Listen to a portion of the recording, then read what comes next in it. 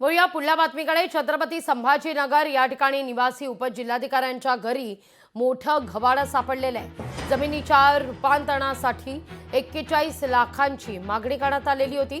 त्यातील 23 लाख आधीच घेतले होते, मात्र काल उर्वरित 18 लाखांपैकी 5 लाख घेताना रंगेहात पकडले।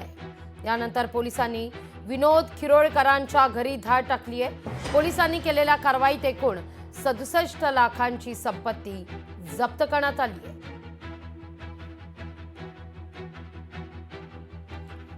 या सगळ्याविषयी अधिक माहिती घेण्याकरता थेट जाऊया आपले प्रतिनिधी सचिन बडे यांच्याकडे। सचिन, का अधिक माहिती या सगळ्या संदर्भात? मोठं घबाड हाती लागलेलं आहे।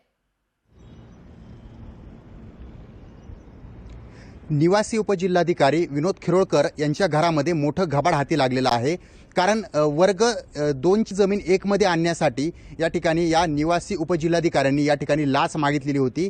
ही लाच थोडी थिडकी नव्हती, तर ही लाच भली मोठी होती। म्हणजेच या ठिकाणी तब्बल 41 लाख रुपयांची मागणी केलेली होती। 41 लाखांपैकी बहुतांश रक्कम ही मिळालेली होती, मात्र 5 लाख रुपये घेत असताना या ठिकाणी लाचलुचपत प्रतिबंधक कार्यालयाच्या कर्मचाऱ्यांनी अधिकाऱ्यांनी सापळा रचून या अधिकाऱ्याला या ठिकाणी ताब्यात घेतलं आणि रंगे हात पकडलं।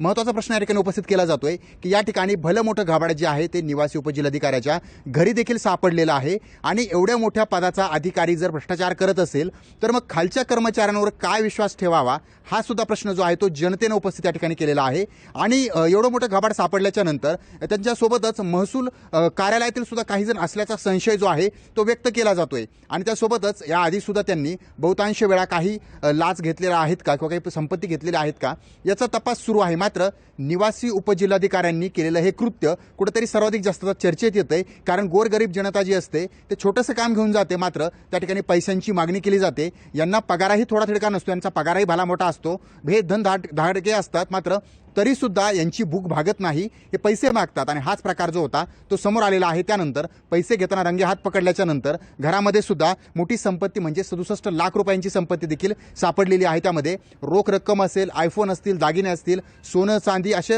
हे जे घबाड आहे ते सापडलेलं आहे। त्यामुळे आता सर्वसामान्य जनता हा प्रश्न उपस्थित करते, 10 रुपये 20 रुपयांसाठी या ठिकाणी त्यांना भटकंती करावी लागते, मात्र मोठे अधिकारी अशा प्रकारे पैसे घेत असतील तर मग सर्वसामान्य जनतेनं करायचं काय? म्हणजे भ्रष्टाचारांचा जो काही किडा आहे तो पूर्णपणे या ठिकाणी सिस्टमला पोखरून चाललेला आहे, पोखरत आहे। लागवीजी अगदी सचिन, तुर्तास धन्यवाद तुम्ही दिलेल्या सविस्तर माहिती करता।